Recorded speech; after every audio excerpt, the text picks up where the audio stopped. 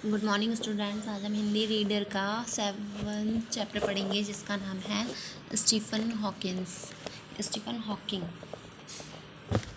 आमतौर पर इस पाठ का परिचय पढ़ लेते हैं। पहले आमतौर पर दिव्यांगों को दयनीय दृष्टि से देखा जाता है, किंतु स्टीफन हॉकिंग ने शारीरिक रूप से अक्षम होने के बावजूद जिन ऊंचाइयों को छुआ है उन्हें छूना साधारण बात नहीं है। जो दिव्यांग लोग होते हैं, जैसे हैंडीकैप्ड लोग होते हैं, वो उन लोगों को कैसे दयनीय दृष्टि से, मतलब दया की दृष्टि से देखा जाता है, लेकिन स्टीफन हॉकिंग्स ने शारीरिक रूप से, मतलब वो भी हैंडीकैप थे, लेकिन फिर भी उन्होंने जिन ऊंचाइयों को छुआ है उन्हें छूना कोई साधारण बात नहीं है। तो हम चैप्टर देखते हैं।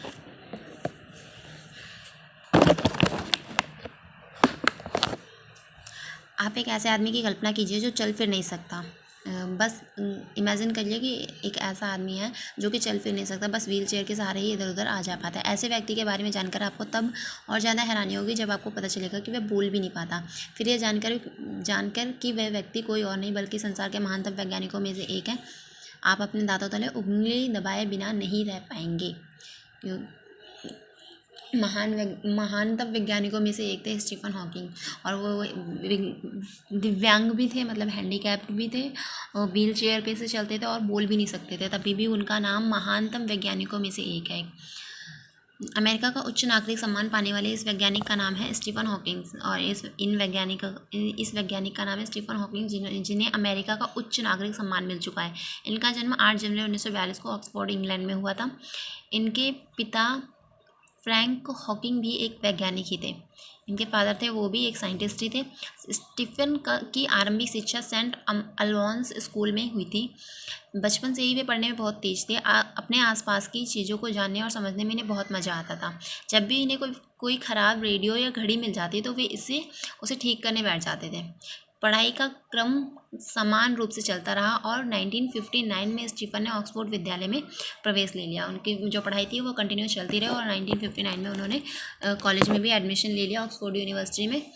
ऑक्सफोर्ड यूनिवर्सिटी से अपनी पढ़ाई पूरी करने के बाद स्टीफन हॉकिंग्स ने कैम्ब्रिज विश्वविद्यालय में प्रवेश लिया। ऑक्सफोर्ड यूनिवर्सिटी के बाद उन्होंने कैम्ब्रिज यूनिवर्सिटी में एडमिशन लिया और भौतिकी में शोध करने लगे। फिजिक्स वगैरह जो थे उसमें वो सर्च वगैरह करते हैं, जो भी वो करने लगे। लेकिन अभी कुछ ही महीने बीते थे कि इन्हें एक बीमारी मोटर न्यूरॉन ने घेर लिया। कुछ ही महीने हुए थे उन्हें वहाँ पे शोध करते हुए, उन्हें एक बीमारी ने घेर लिया जो कभी भी ठीक नहीं हो सकती थी। इसके कारण इनका चलना फिरना बंद हो गया। अब व्हील चेयर ही हमेशा के लिए इनका सहारा बन गई। इसी दौरान उनकी मुलाकात जैन वाइल्ड नामक एक लड़की से हुई, जिससे आगे चलकर उनका विवाह हो गया। 1966 में स्टीफन हॉकिंग्स को कैम्ब्रिज विश्वविद्यालय से PhD की डिग्री प्राप्त हुई, लेकिन फिर भी स्टीफन ने कैम्ब्रिज में अपना शोध जारी रखा। वहाँ से डिग्री लेने के बाद भी वहाँ पे अपना वो शोध करते रहे। मात्र 37 वर्ष की आयु में भी लुकाशियन प्रोफेसर के पद पर नियुक्त किए गए। एक प्रोफेसर का पद होता है लुकाशियन, उसके पद पर नियुक्त किए गए 37 वर्ष की आयु में सिर्फ। न्यूटन और बाद में डिराक जैसे प्रसिद्ध वैज्ञानिक भी इस पद की शोभा बढ़ा चुके हैं। अपने व्याख्यानों और लेखों से स्टीफन ने दुनिया भर के विज्ञान प्रेमियों को खूब प्रभावित किया।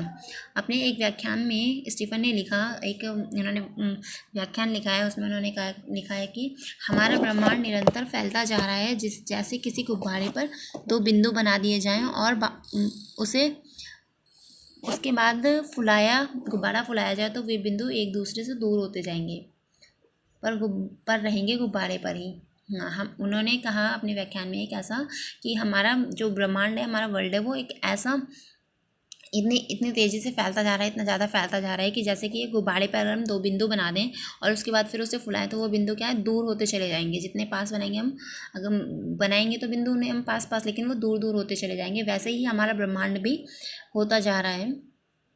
यही बात ब्रह्मांड और ग्रह पर भी लागू होती है, और यही बात उन्होंने कहा है कि ब्रह्मांड और ग्रहों पर भी लागू होती है।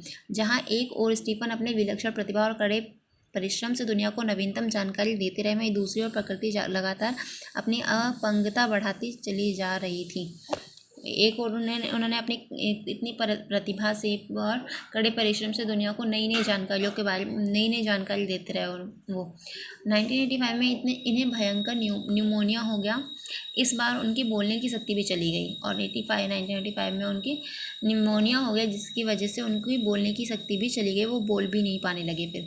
ऐसे में उनके सामने एक गंभीर समस्या खड़ी हुई। इस समस्या के हल के लिए उन्होंने एक छोटा सा कंप्यूटर अपनी व्हील चेयर के साथ लगवाया। एक छोटा सा कंप्यूटर उन्होंने अपनी व्हील चेयर के साथ लगवाया, जैसे हाँ इस वाले फोटो में दिखा रखा है ना, कंप्यूटर लगा रखा है अपनी व्हील चेयर के साथ। फिर इसी से काम करते थे वो।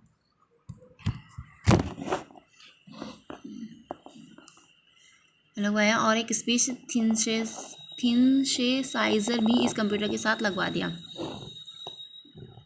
अब उनके शरीर में केवल इतनी शक्ति है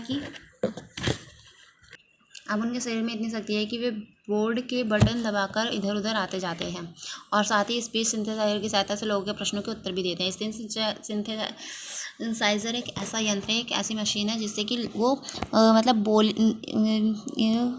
मशीन की लैंग्वेज में बोल भी सकते हैं। और ऐसा बटन उन्होंने अपनी मशीन उस पर व्हील चेयर पर लगवा लिया था जिसको दबाते ही वो इधर उधर जा सकते थे। शारीरिक रूप से हिलने डुलने में भी असमर्थ होने के बावजूद उन्होंने हार नहीं मानी। ऐसे हालात होने के बाद भी उन्होंने कभी हार नहीं मानी। उनमें गजब का आत्मविश्वास देखा जा सकता है। समय समय पर वे विदेश यात्रा भी करते हैं। कुछ वर्ष पहले वे अमेरिका गए, जहां उनके व्याख्यान सुनने वालों में बड़े बड़े वैज्ञानिक शामिल थे। वहां अमेरिका के पूर्व राष्ट्रपति बिल क्लिंटन जैसे प्रसिद्ध व्यक्ति भी उपस्थित थे। A brief history of times पुस्तक के माध्यम से उन्होंने अपने आम पाठकों का ब्रह्मांड के तमाम रहस्यों के बारे में साधारण शब्दों में समझाने की चेष्टा की है। उनकी एक बुक भी है जिसका नाम है a brief history of time, जिसमें उन्होंने ब्रह्मांड के बहुत सारे रहस्यों के बारे में बहुत ही साधारण शब्दों में समझा रखा है, जिसे पढ़ने से हमें उसे ब्रह्मांड के बारे में बहुत अलग अलग तरीके की जानकारी मिलेंगी। मुझे सबसे ज़्यादा खुशी इस बात की है कि मैंने ब्रह्मांड को समझाने में अपनी भूमिका निभाई। ये